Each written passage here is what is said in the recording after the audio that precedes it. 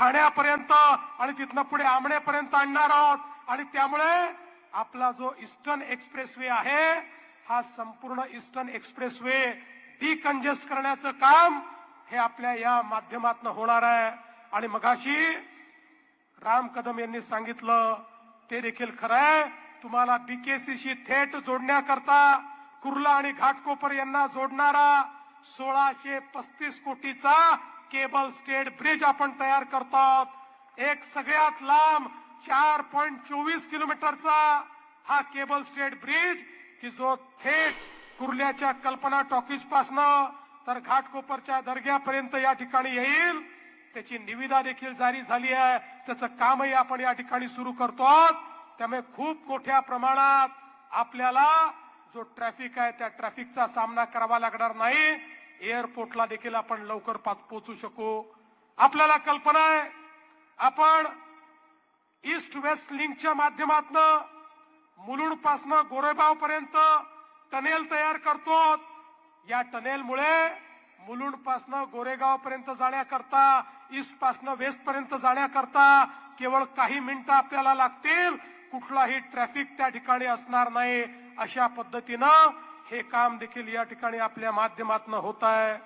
आणि हे सगळं करत असताना मगाशी किरीटभाईंनी सांगितलं या मुंबईमध्ये खऱ्या अर्थानं 15 वर्ष काँग्रेस राष्ट्रवादीचं जे सरकार होतं 15 वर्षामध्ये त्यांच्या सरकारने 11 किलोमीटरची मेट्रो तयार केली आणि 5 वर्षामध्ये तुमच्या भाजपा महायुतीच्या सरकारने मुंबईमध्ये 475 किलोमीटरच्या मेट्रोला मान्यता देऊन त्याचं काम सुरू केलं।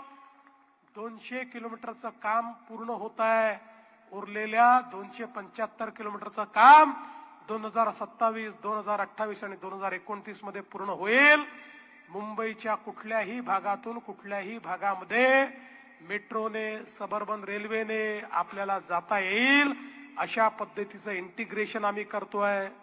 2017 साली मी सांगितलं होतं की ज्यावेळी आम्ही हे ट्रान्सपोर्टेशनचं नेटवर्क उभं करू त्यावेळी एका सिंगल तिकिटावर आपल्याला मेट्रोतही जाता येईल, मोनोतही जाता येईल, सबर्बन रेल्वेतही जाता येईल आणि बेस्टच्या बसमध्येही जाता येईल। त्यावेळी लोकांना आश्चर्य वाटलं, लोकांना वाटलं इलेक्शन आहे म्हणून काहीतरी ठोकून राहिले। पण आज आपण मुंबई वन ऍप तयार केला।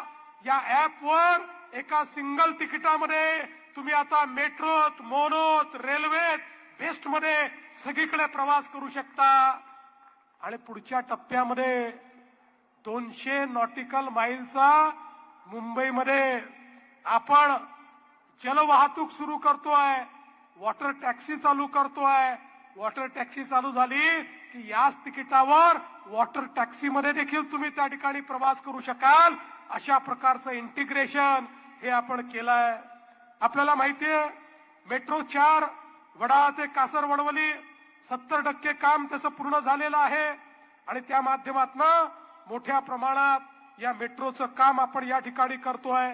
मेट्रो 8 जी मुंबई विमानतळ ते नवी मुंबई विमानतळ जिचा आता आराखडा आपण तयार केलाय ही देखील अंधेरी ते घाटकोपर अंडरग्राउंड त्या ठिकाणी जाणार आहे आणि त्यातनं एक मोठी सोय आपल्याला या माध्यमातून होणार आहे।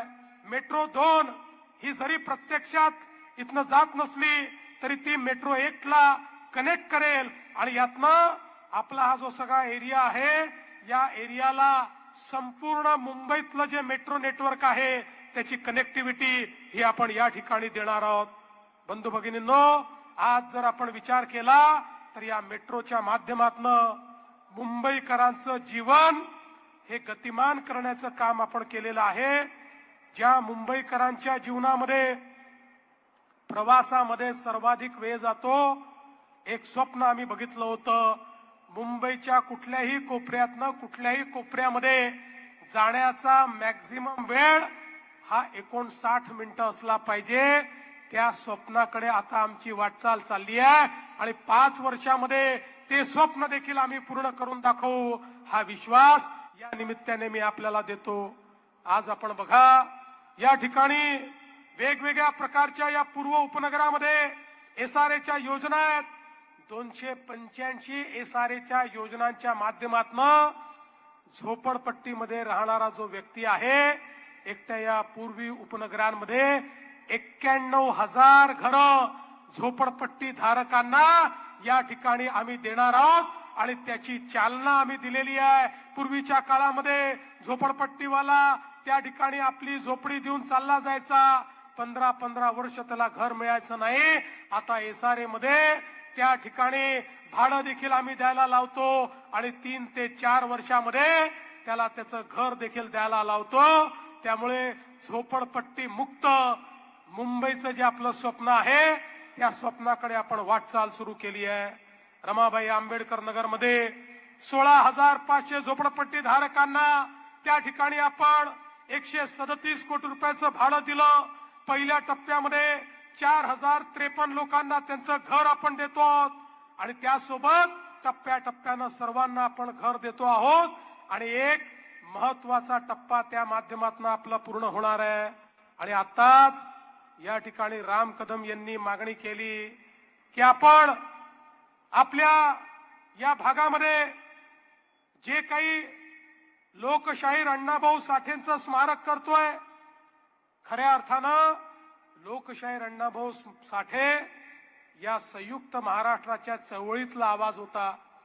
या संयुक्त महाराष्ट्राच्या चळवळीमध्ये ज्यांच्या गीताने अंगार फुलवला ते लोकशाहीर अण्णाभाऊ साठे होते आणि ज्यांचे गीत आणि ज्यांचं वाङ्मय 11 देशांमध्ये त्या ठिकाणी वाचलं जातं. ज्या लोकशाहीर अण्णाभाऊ साठेंचा पुतळा लावण्याकरता मी रशियामध्ये गेलो होतो. रशियामध्ये देखील त्यांचं वाङ्मय हे त्या ठिकाणी पूजलं जातं.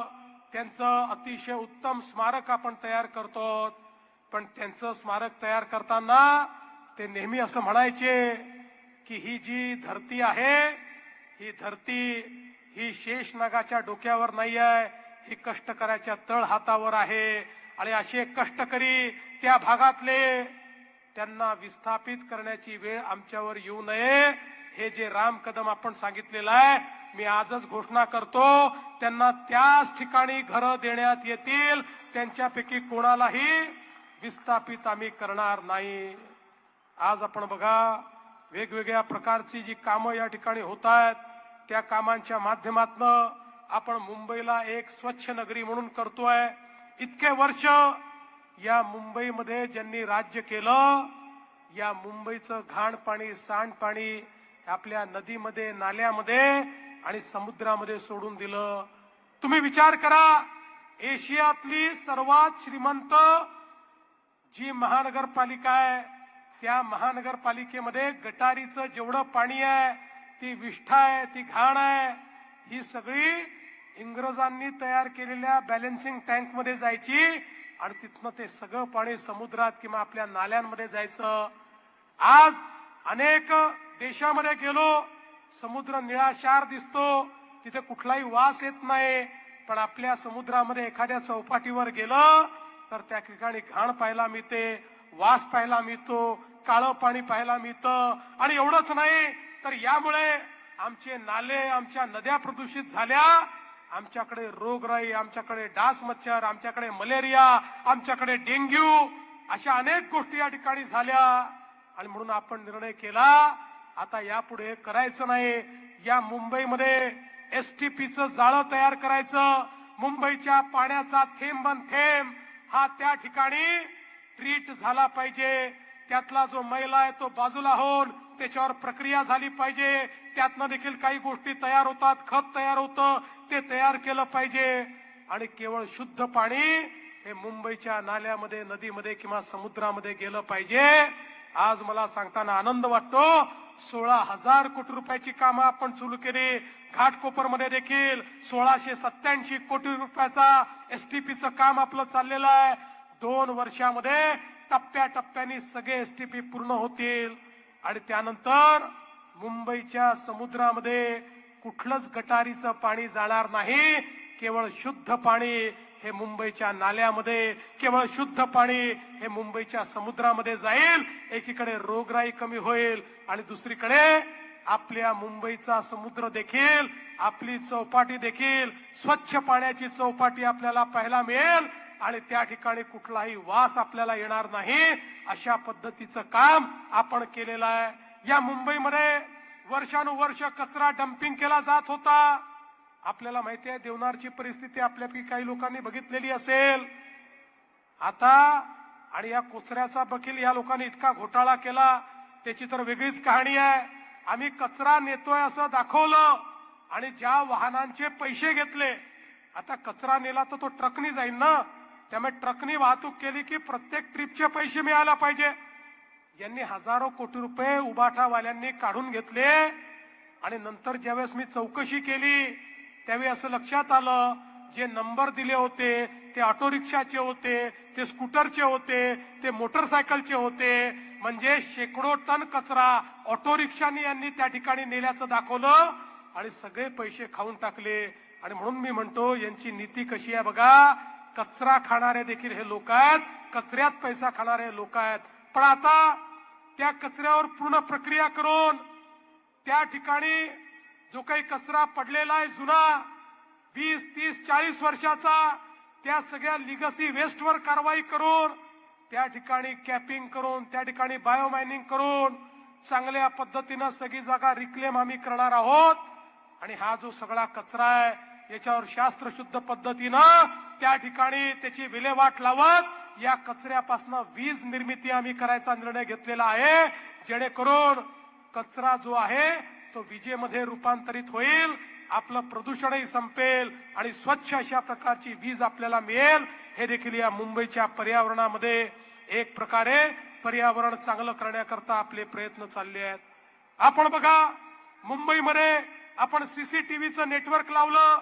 वर्षानुवर्ष सांगायचे मुंबईमध्ये आम्ही सीसीटीव्हीचं नेटवर्क लावू, हे मुंबईत सीसीटीव्हीचं नेटवर्क लावू शकले नाही. आज मुंबई पूर्ण सर्व्हिलन्स खाली आम्ही आणली आणि सर्व्हिलन्स खाली आणल्यानंतर आता आम्ही आर्टिफिशियल इंटेलिजन्सचा उपयोग केलाय. आता कोणी जर या ठिकाणी क्राईम केला त्याचा फेस देखील डिटेक्ट करू शकतो, त्याच्या गाडीचा नंबर देखील डिटेक्ट करू शकतो. त्यामुळे या मुंबईला सेफ करण्याचा आमचा प्रयत्न आहे. आणि त्यासोबत या मुंबईमध्ये एक प्रकारे जे लोक वेगवेगळ्या पद्धतीनं क्रिमिनल ऍक्टिव्हिटी करतात, ड्रग्जचा धंदा करतात, या सगळ्यांना जेरबंद करून एक स्वच्छ मुंबई आणि एक सेफ मुंबई तयार करण्याचा आमचा प्रयत्न आहे. मी बंधू भगिनींनो तुम्हाला एवढीच विनंती करण्याकरता या ठिकाणी आलो आहे. आम्ही काय केलंय ते तुम्ही बघितलेलं आहे. खऱ्या अर्थानं केलेलं काम हीच आमची गॅरंटी आहे. आम्ही करून दाखवलं आणि मग तुमच्या